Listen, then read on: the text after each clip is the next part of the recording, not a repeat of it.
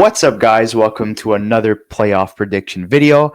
We're going to be talking about the Florida Panthers versus the Toronto Maple Leafs. So, the defending Stanley Cup champions do it again. They take out Tampa convincingly in 5 games. They win the series 4-1. Very disappointed on how Tampa conducted themselves. I know they lost Hagel to injury, and he also got a 1 game suspension. That didn't really help. But the game that he did miss, they won. Um, Vasilevsky was god awful. Kucherov had a hard time offensively. Um, they were a big disappointment, and a lot of people were questioning, John Cooper. How long um, should he stay with Tampa? Is it long overdue? Do they need a new coach? And the answer is no. John Cooper is a fantastic coach. He's done fantastic things with Tampa, even when they weren't the greatest on paper. And, Jake Gensel this year had a fantastic season and a fantastic playoff run with Tampa, but not so much the other players. McDonough did a good job offensively too. I thought he really stepped up, but some of their key players like Sorelli in particular, he was a complete ghost, and I know Hedman was playing with a broken leg. So, you know, that's what it takes to win, to play through injuries, but I think that affected them to a certain degree, but having your top players not perform and having Florida get reinforcements in Matthew Tkachuk, Aaron Ekblad, that really helped them a lot, and this looking at this team on paper, they have so much depth. You could say that their fourth line's not that great, but man, they have arguably the three best or most even three lines in the playoffs right now out of all the teams. So, it's fantastic. And adding Seth Jones at the deadline is another fantastic addition to their team. Right. And yeah, then Toronto on their end, finally again for the second time in what 3 years now or 4 years that they get over the hump again and they pass the first round. We thought they were going to blow a 3-0 lead versus Ottawa. Ottawa was waking up, and it could have gone either way because this is a series that went to overtime 3 times, and Toronto won 2 games in OT, and ultimately that's what won them the season, won them the series. Sorry, they were able to show that they were not going to choke under pressure, and I think having Craig Berube as their coach, a guy who's won a Stanley Cup, who's dealt with adversity in the past, had I was coaching a St. Louis team that was like dead last and won the cup that same year in 2019, right? Yes. Yeah. So, you know, um, they have a good guy behind that bench, and I think Brad Treliving is a fantastic GM, and these are hard nosed guys that know what it takes to go deep in the playoffs and have good playoff teams and heavy teams and have good scoring depth. And I think that finally, not only did Toronto's top guys produce Tavares, Marner, Nylander, and Matthews, the core four, but they got guys like Max Domi scoring the overtime winning goal. They had Benoit, a defenseman who's not known for doing stuff offensively, scoring the other OT winning goal. Max Pacioretty breaking the 2-2 tie and scoring the game winning goal in game 6. And that was his first playoff goal since 2021 when he was playing for the Vegas Golden Knights. So, a lot of good things happened for the Toronto Maple Leafs, and Scott Lawton finally showed that he was the Scott Lawton that was with the Philadelphia Flyers. He had a hard time adjusting with the Toronto Maple Leafs, but it showed that he had a good series. Everybody offensively did a fantastic job. Matthew Nyes, first couple of Mhm. games, he did very well too. And even defensively, I think that having Chris Tanev is a huge boost Yeah. for the Toronto Maple Leafs, and that was key for them. Brandon Carlo, you know, I still think he's still a disappointment, and what they gave up for him was way too much. But having McCabe and Carlo, who are big, sturdy guys, Benoit, that's fantastic. Tanev, who eats pucks, that helps you in the playoffs. Morgan Riley stepped up offensively. Oliver Ekman Larson stepped up offensively. He had 2 goals. But the main guy, the MVP, in my opinion, was Anthony Anthony Stolarz. Stolarz. This guy continues to prove that he's a starting goaltender in the NHL, literally stealing Joseph Woll's spot when we all thought he was going to be the starter. And he's been fantastic. I just thought that some Maple Leafs fans were losing their mind after one loss, saying that we have to get rid of Stolarz and put Wall. We lost the game. He didn't have a great game. Guys, come on. You're up 3-1. Like, Stolarz has been fantastic in the regular season and in the playoffs, and you're freaking out. I know you guys are known for choking 3-1 leads, and you guys are not, known for winning the first round matchup most of the time, but you got to give the guy a chance. You can't panic right away. And because Berube did not panic and he stuck to his guts and he kept the same lineup, he just shifted some players on the, in terms of like which line they're going to be playing on. It worked out, and I think this is arguably, I wouldn't say the best team on paper for Toronto, but the the best defensive structure they've had for a Toronto team. I'm seeing them play better defense. I'm seeing them play more composed. They're not freaking out. They have a sturdy goaltender that they can rely on. They have steady defensemen. Um, this is a team that's built for the playoffs, whereas other teams that they've had in the past weren't necessarily built for the playoffs. They were built for just the season. And I think this is why it's going to be a very long series. I think this is going to be a 7-game series between Florida and Toronto. Yeah. Well, I mean, I definitely agree. And I think, let's talk about Florida first because they've just been so impressive. The way they handled Tampa and the fact that they made it so easy against Tampa, I think is really, really impressive. And you look at their roster and you look at just how they're built, right? Their top nine is just one of the best top nines probably in the league in terms of just offense, right? From everybody and being able to get, let's say, playoff guys, but also just being able to get production from everybody, I think is a huge thing for them. And then even on defense, just being able to get guys that are, being able to show up at the right moments. Nate Schmidt, what a series he had against Tampa, right? Scoring big goals in big moments, right? For a guy like Aaron Ekblad who wasn't stepping up and obviously was suspended. We're gonna get to Aaron Ekblad, right? And like, just the fact that I think even offensively, right, seeing that line of Luosterainen, Anton Lundell and Brad Marchand, the way they played against Tampa in that round one series and how physical they were and how demanding they were and how aggressive they were just in terms of winning puckbacks and creating scoring chances and just being difference makers. Like Florida has it all from top to bottom, and I've been so impressed with how they managed to beat Tampa in 5. Like I thought it was going to be a 7-game series between Tampa and Montreal, and so Tampa and Florida. So the fact that it ended up being a 5-game series and it looked like Florida like didn't really like phase Tampa at all, I think is really scary if you're the Toronto Maple Leafs, because that I think is a message that they're sending, like, look, we still got it, guys. Like we're the Cup champs of last year for a reason. But I will say one thing though, there's something different about Toronto this year. And again, I know, right? They did it last year. They got through Tampa and then they lost to Florida.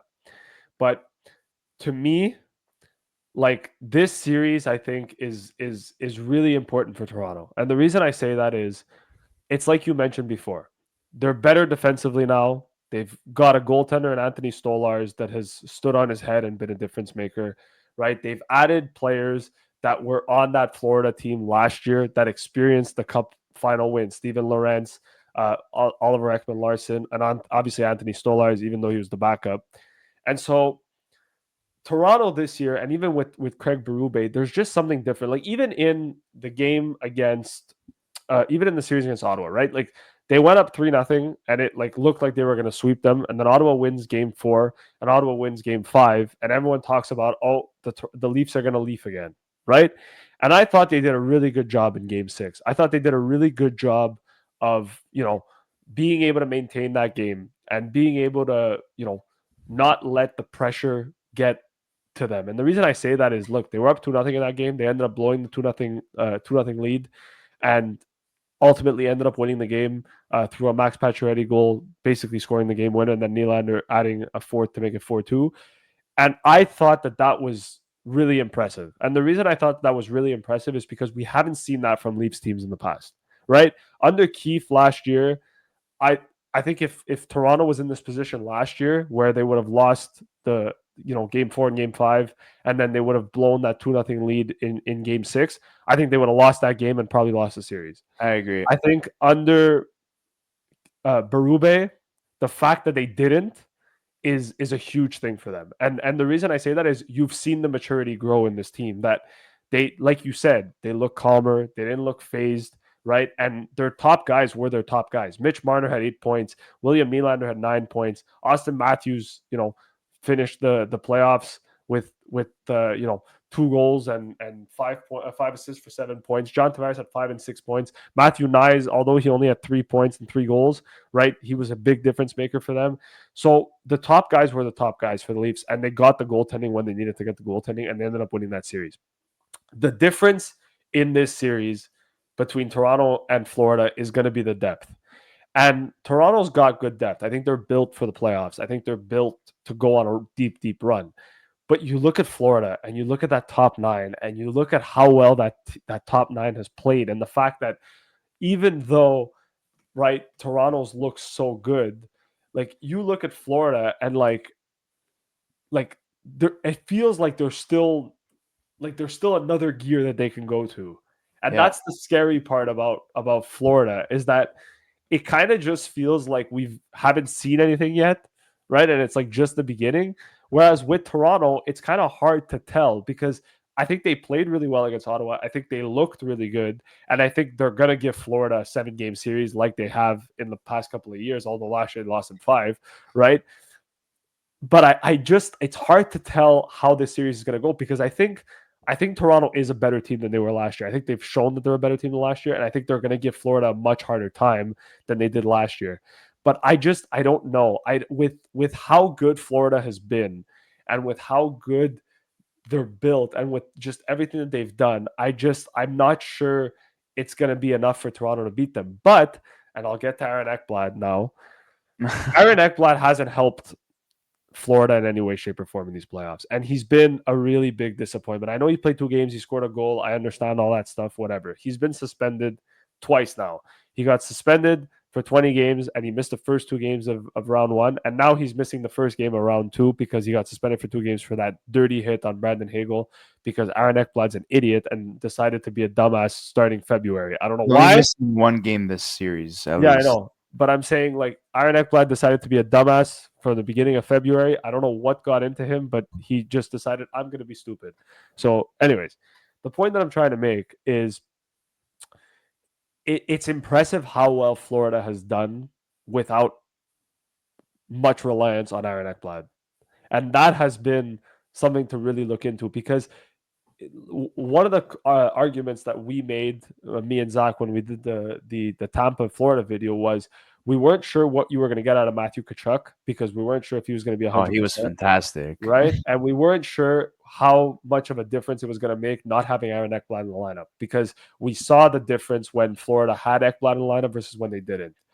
But man, oh man, like Matt Tkachuk came back and looked like the best version of himself that we've seen in a long time. So I'm going to say this, and I'm going based on gut. And it's like I said in the Washington and Carolina video, and I'm going to say it again in this one. My logic is telling me Florida. My gut is telling me Toronto's going to do it.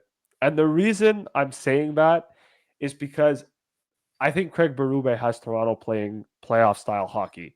And I think that it's one of those situations where we talk about Toronto getting over the hump. And I'll give you an example. It's like the Washington and Pittsburgh series, right? Washington played Pittsburgh, and every single year Pittsburgh beat them. And then eventually Washington beat Pittsburgh and they won the cup. And I'm not suggesting the Leafs are going to win the cup. That's not going to happen. Well, I don't think that's going to happen. But I do think that the winner of this series goes to the cup final. And I do think that Toronto gets over the hump over Florida. And the reason I say that is, look at game 6 of that series. And I know Florida dominated Tampa, and that was impressive, and it was great, and it was fantastic. But Florida won the cup last year, so anything Florida does right now is all bonus, right? Like nothing impresses me about Florida anymore because they won the cup last year. Like they're fantastic. Like I'm gonna have nothing but nice things to say about Florida. The way Toronto won that game six and the difference that they went to beat Ottawa in game six, I think goes a long way. And I know people are gonna say, oh my God, you're judging it based on one performance in game six. Yes and no. It, Toronto last year had Toronto over the last couple of years have had a lot of trouble being able to win the games in overtime, being able to win the games that were close, being able to be the team that ends up, you know, putting themselves in a position to score that big goal in that big moment. And I thought against Ottawa, they did that. I thought against Ottawa, they were the better team in every single game. Apart from, I thought game four and game five, I thought Ottawa played a little bit better. But I thought in the wins that they had, they were the better team. And I thought in game six, they were the better team. And I think that if Toronto can continue that and they can continue to be solid defensively, this series, I think, is going to be theirs. And again, I could be completely wrong. I just my logic is telling me Florida's too good for them, and they're going to win, and they're going to repeat. My gut is telling me that for some reason I just feel like Toronto's going to get over the hump. So I'm going to say Toronto in 7 because that's the prediction that I'm going to put out there. But Florida could very, very, very well beat Toronto. I say, And that wouldn't surprise me. you know what? We always see how close matchups are going to be. And I know we have the Caps versus Carolina series either being 6 or 7 games based off our predictions, just based off of goaltending, right? You know, Freddie Anderson versus Thompson. But this is another matchup where you have 2 of the top 5 goalies in the playoffs versus each other, Bobrovsky and Stolarz. So all the best goalies are all in the East, whereas in the West, some of them have been very disappointing, which we'll get into in other videos. But these are the 2 best matchups in terms of goaltending. And I think that will carry on. And not to take away from Stolarz or Bobrovsky, but Allmark for Ottawa was very disappointing for most of the series. And so was Vasilevsky for the Tampa Bay Lightning. So they faced 2 goalies who really struggled. The question is, who's going to out goalie who in this series, right? Is Stolarz going to break? Is Bobrovsky going to go back to his inconsistent form? Because we know that Bobrovsky's either the best goalie in the world or he's trash and he's having a hard time. But playoff Bobrovsky these last 3 years has been the best goalie, in my opinion. They went to the finals twice with him, and now he's showing again that he's very good. He's stable in the playoffs. So, you know, I think he's going to continue to be stable. But will Toronto be able to keep up with a team of experience, a team that has 3 solid lines that could score, right? Their weakness is their 4th line, and it showed in the matchup versus Tampa. They allowed they were the line that was in the negatives. They didn't really they didn't contribute basically anything offensively, and I think Toronto's 4th line matches up better. You know, your Scott Laughton being a 4th line player for Toronto versus, let's say, Florida's 4th line, where you have AJ Greer, for example, Bachvist, and what's the other guy that they have on the 4th line? Nosek, I think. Is it Nosek? Am I right? No, Stern. Sorry.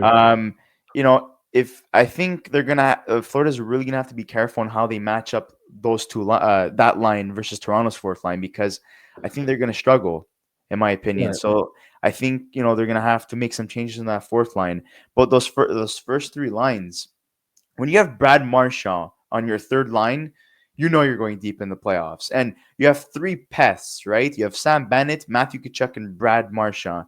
Toronto, I know I might catch some heat for this, but they don't really have a pest up front offensively. Max Domi. You might say Max Domi, but I'm sorry, but Brad Marchand is kicking Domi's ass. Kachuk is kicking Domi's ass. Yeah. And even Bennett is kicking Domi's ass, right? Bennett, like Domi, like he wants to be a tough guy, but he's not always able to assert his dominance, was what I'm trying to say. But offensively, he did very well. And yes, you could say Scott Laughton is a sandpaper guy, but in this case, like all those 3 guys I named are able to throw their body. That's why it's the Rat Pack versus the Core 4, right? And the Rat Pack is going to rattle the shit out of Toronto. And Toronto's just going to have to stick to their game and not get affected by that. But And I think that that's also a difference of, and again, I agree. I agree with everything you're saying.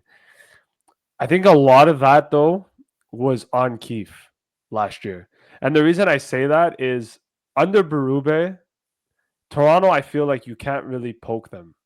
And the reason I say that is Berube was a tough player when he was playing in the NHL. And I feel like he's instilled that toughness in Toronto, where it's like, don't take shit from anybody, right? And like for the first time, even in the Ottawa series, you saw Matthews getting in scrums, you saw Nyes getting in scrums, you saw Nylander getting in scrums, right? You saw like the Leafs. I think one of the biggest things that Berube did was he prevented the Leafs from getting rattled in round one against Ottawa. And I know Florida's a different beast. I get it. But if Toronto, like you said, can remain calm and just play their game, I think they have a really good shot. Because I think Florida, like you said, the game plan is going to be rattle them, rattle them, rattle them, rattle them, rattle them. Because if you rattle Toronto, they're going to make mistakes. But if Toronto stays calm and just plays their game, it could be a tough thing for Florida. So we'll yeah, see.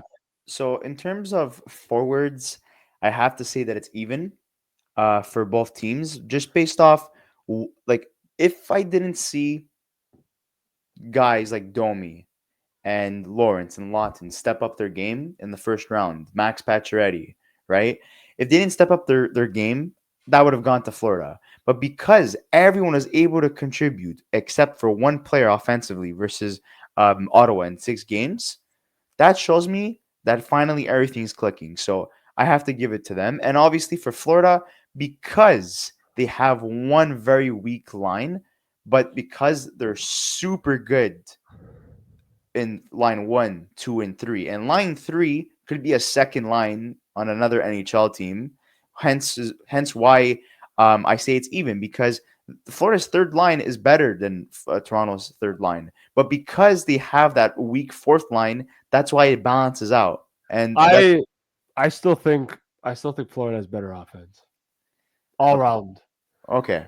I think you take Florida's top nine and you compare it to Toronto's top nine. I think Florida wins in terms of just Yeah, but pure that's what I'm players. saying. Like top 9, yeah, but we're talking about Yeah, but even I'm looking at it from because fourth lines are fourth line. Like I think even completely, I would still take Florida's for. I would personally take Florida's forward core, but I think Florida's got better offense. I think Toronto's got better defense, and I think right now Toronto's got better goaltending. well, if I'm also including the season, yeah, I would choose Florida. But playoffs is a different beast, and based off what I've seen, Yeah, that's why I have it as even. In terms fair of enough. defense, getting Aaron Ekblad back is obviously gonna help, right? But he can't be an idiot this time. Okay, it's 2 suspensions now. Caught for doping. Says that he doesn't know that he took the wrong medication or whatever it was. Bunch of bullshit. Okay, whatever he didn't get it medically cleared. That's when you know that you're in shit. And second of all, that hit on Hagel, he's lucky. He's lucky he didn't get more, right? And he can't do that versus Toronto. Lay the hits, get in their heads, but don't get suspended. Don't be stupid, because he is very good defensively, and he's shown that he's good offensively this year, probably because of the dope. But whatever. But again, Gustav Forsling, apart from Jacob Slavin, they are the 2 best defensive defensemen, not only in the playoffs, but probably in the league. Okay. They always have fantastic plus minuses. They're able to contribute offensively, but not to the point where it's like they're gonna get like over 40 points, right? But they're just sturdy, reliable defensemen that are good complementary guys on a first pairing role. And Seth Jones being there, like, he was fantastic versus Tampa. And I know we always give him shit because of his contract, and we've seen that he's a liability, whatever. But versus Tampa, he was great. Right. Mikola, very good, sturdy, hard-nosed defenseman. Kulikov, I know he was a journeyman, but really found this place these last couple of years with Florida. Nate Schmidt, Okay. well, usually he's known for, his offensiveness, right? And he showed that again, but he was sturdy as well in the first round matchup. And then obviously, Balk, I can't even pronounce his name. Balinskis. Balkinkis, yeah, whatever. Balinskis. He's just there, whatever. Like he's not going to be a needle mover. And then you look at Toronto, where I was questioning their defense a little bit this season because I'm like, if you remove Morgan Riley out of the equation, who's going to contribute offensively? And Oliver Ekman Larson stepped up, but Brandon Carlo's going to have to be better defensively and offensively. He's not being the Carlo that I've seen in past years with Boston. Right. I know he was not that great with Boston this season too, but let's cut him some slack. The team wasn't good at all. But since joining Toronto, he hasn't really impressed me, especially for a team that's given up Fraser Minton for him in a first round pick. Jake McCabe is fantastic. Chris Tanev, I have no complaints. You want this guy on your back end to block shots, especially in the playoffs, Dude, the late hit. that block in game, was it? I think it was game 5 or game 6. I forgot. There was one game that he made a crazy block, and I was like, wow, like that's the type. It was like a game saving block, and I was like, bro, like that's the type of like D man that you need. Like Yeah. he's exactly what the Leafs need.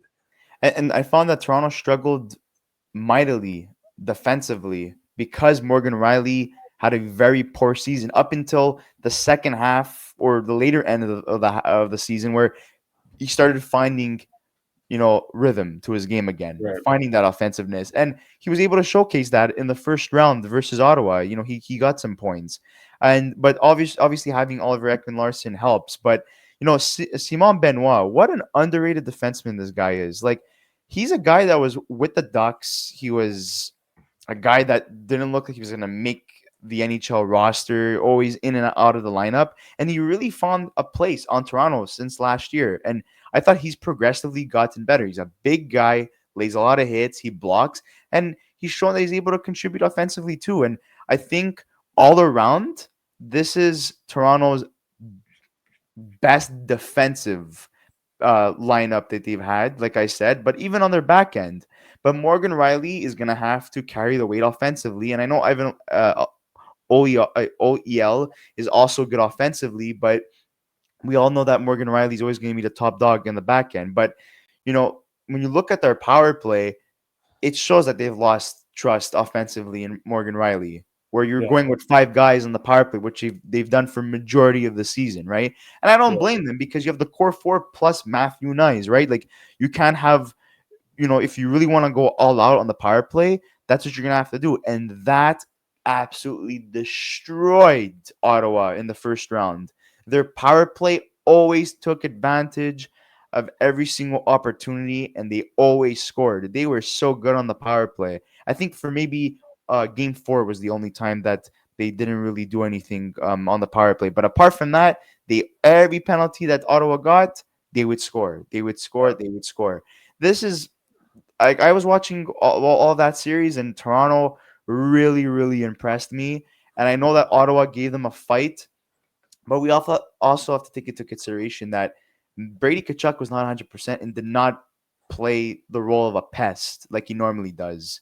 And I know like other guys like Ridley Gregg tried doing that, but you can never be Brady Tkachuk. And I think now that you have 3 pests on Florida and they've built careers for being pests, but also being good offensively, and they're all healthy. Well, Matthew Tkachuk to a certain degree, like this is going to cause Florida problems. Right. And I know they were slowly getting scared and breaking, and they lost 2 games in a row, but they were still fairly close games, in my Yeah. opinion. And I Yeah. wasn't expecting Florida to sweep Ottawa. Ottawa has a very good team. They've gone through a lot of adversity in terms of injuries this year, but all around Toronto was composed and they got everything they needed. But will this continue in the second round? We'll see, because last time these two teams faced off against each other, we thought it was going to be a 7-game series too. And if I'm not mistaken, Florida won in 5 games. 5 games, yeah. But Yeah, I think the biggest question mark too is going to be like how I wonder how Stolars is going to do against his former team, right?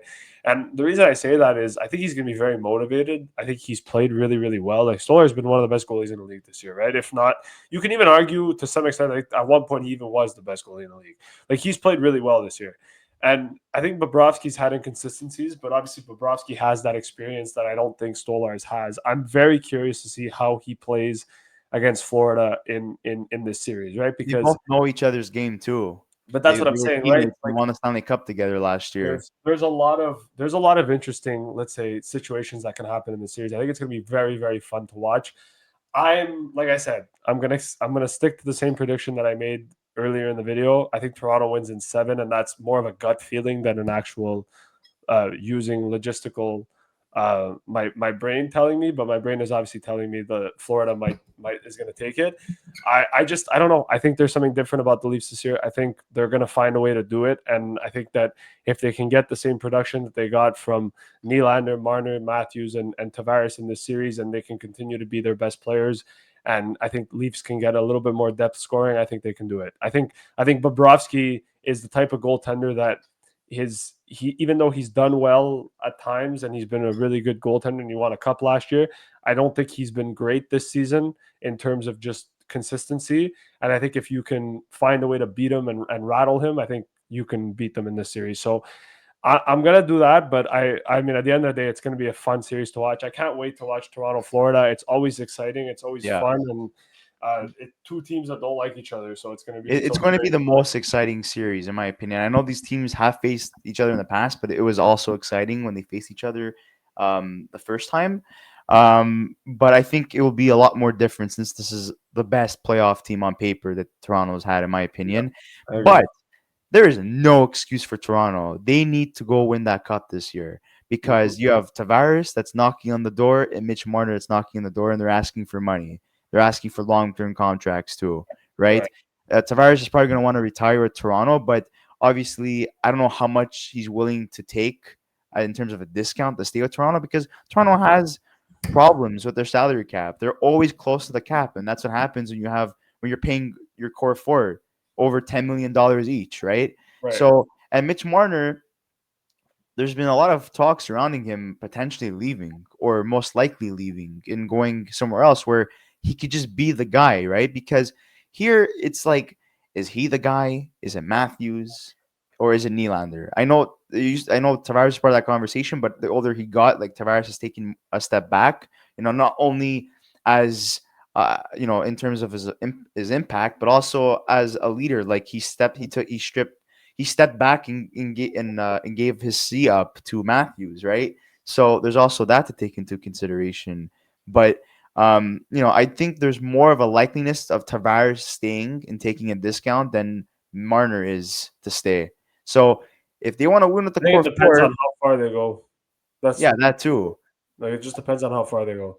I think if Toronto loses in round 2, I don't think Mitch Marner comes back. I mean I think even if they win the cup, I don't think Mitch Marner comes back. But that's a whole different conversation Yeah. for But this is if they want to win with the best offensive roster in terms of like the two lines that they have, their top six, now is the time to win it. And I know we see that absolutely. every year. We see that every year, right? When they had Zach Hyman, when they had Nazem Kadri, when they always had these other guys, right? But like Nyes is also going to be an RFA. And based off what we're hearing and based off what we've seen, that Broberg Holloway offer sheet changed the game because look at the impact those two players have had for St. Louis. And now GMs are saying, holy crap, if we target an RFA, yeah, sure, we're going to have to give up picks. But we have assets to burn. Who gives a shit? We could Yeah. get some great quality hockey players. And I'm not saying that Nice is going to opt out and take the offer sheet, but when they throw money at you and they're saying, I know you're a complimentary piece on Toronto, but how about you're going to be one of the top two guys on our team? That Yeah. is very attractive for a player, right? So money talks at the end of the day, also in terms of responsibility, in terms of the role that they're given. So those are three guys to watch out for in this offseason. But that's why they're going to have to win now. They can't think of the offseason. They have to think about now. Every single game counts. They got to go get that cup this year. I No agree. excuses. I agree. And, I think just to echo to your point, like I think both teams have a lot of question marks coming into the offseason. I think Toronto has more than any ever, but I think a lot of it's going to be dependent on what they do this season because at the end of the day, like if you don't get past round 2, you're going to have to make tough decisions next year. And I think Toronto knows that their windows coming up, not in the sense where their cup window's coming up, but like, they don't really have a young team. They have a little bit more of an older team now compared to other teams in the playoffs. And right? If you lose Mitch Marner in free agency, it's going to be very hard to replace a player like that, right? And it's going to be very hard to be able to make that decision of like whether you're keeping Tavares, Marner, or Knies. So at the end of the day, like it's going to be a tough decision for the Leafs. I think they're going to worry about it when free agency comes along or when the offseason comes along. But I agree. I think for the Leafs this year, it's cup or bust. And yeah, unfortunately, that's the reality. I know that they're playing Florida and it's not easy, but it's cup or bust for the Leafs in my opinion. and for Florida, I think Bennett stays, and they opt out to let Ekblad go. Why? Because the doping issue, because of the suspension that could have cost them. They're being every game, they're being given another reason why they should keep Bennett over Ekblad. And I know Ekblad, maybe his stats are a little bit glorified this year compared to past seasons, but just the impact, the leadership, representing Team Canada, that is all important. Being a playoff performer, you know, that is very important. And they need that second line center because after that, they're probably going to have Anton Lundell move up into the lineup. Yeah. But I think if they want to continue to be competitive, they have to lock up Sam Bennett. And I think he's the type of guy that's actually willing to take a discount to be on this team. This is a team that gave him a chance and helped him become the player that he was supposed to be in the Calgary Flames. Whereas Calgary gave up on him and just shipped him to Florida. And he really developed into a solid player. So I think Bennett stays, in my opinion. It's Ekblad that walks, especially considering the fact that they got Seth Jones at the deadline. Ekblad, they could go get another two-way, defenseman in the free agency or trade for one that's going to cost less and that's younger and that has less issues in terms of injuries But I think for now, in this series, like I don't think Florida's really worried about the offseason. I think they'll worry about that when the time comes. I think more for the season, just it's looking more at basically what both teams have to lose if they lose this series. Yeah, but it's more like I think for Florida, there's less of an issue because I think they'll be back here next year. With Toronto, I don't know, right? Because Mitch Marner is going to be a tough question. Like Toronto's got more to lose than Florida in the sense where Florida's already won a cup. So for them, like, yeah, they're gonna want to repeat, but like if they don't, it's not really that big of a deal. Where like for Toronto, it's like your window's kind of like it's not at the end, but it's like it's fading. So it's like you gotta win eventually, or else you're gonna have to redo this again, right? And so it's not easy. It's not fun. I think we'll see. But for Toronto, like I said before, it's cup or bust for them. If they don't get the cup, then it's I wouldn't say it's a fail. I mean, if they go to a cup final, it's progress. But after 10 years? Come on, they got to win the cup. It's cup or bust. Yeah, they got to win the cup. Okay. Well, anyways, guys, thank you for watching this video. Make sure to like this video, subscribe to our channel. Write in the comment section who wins the series, how many games does it take, who's going to be the X factor, who needs to be better on both ends of the ice. And we'll see you on the next episode of the Youngest Podcast. Thank you so much, guys, for watching, and see you soon.